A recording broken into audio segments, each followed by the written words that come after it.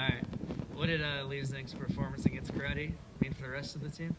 Oh, it was phenomenal. He was able to control, what's arguably, their best player and one of the best in attackmen in, not just in the country, but maybe in the world. And, you didn't even know he was out there. Then Lee won that matchup, and it allowed us not to have to, to slide or even worry about it. Does it even surprise you anymore? I mean, he did the same thing last week against Boyle. No, not at all. I mean, he did it all last year, and it's a part of our game plan. We actually remind the guys every week that, don't worry about Lee. Lee will handle his matchup, and just worry about sliding to the other guys when necessary. How about Chris Bocklett, his performance tonight? I think he's had some opportunities, and probably hasn't finished like he'd like to finish the last couple of games. And tonight he's terrific.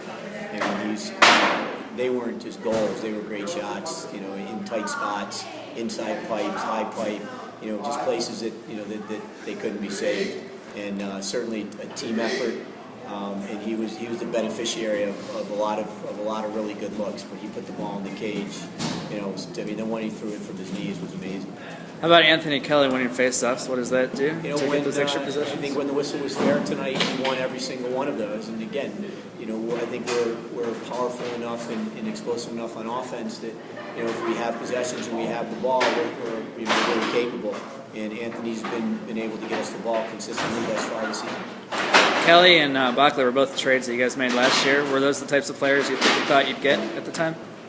Yeah, I mean, certainly we didn't pick them up because we thought we were getting anything less than what we needed. I mean, certainly Anthony's healthy this year and is 100%, and is certain, is a veteran who gives us not just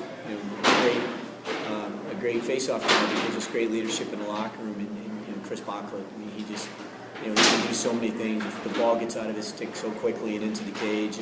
Did we know he was going to be this prolific of a scorer this soon in his career? I mean, if I was to say that, I would be lying. But we found out last year down the stretch and in Final Four weekend that he has the ability to score goals a lot of different ways and in bunches.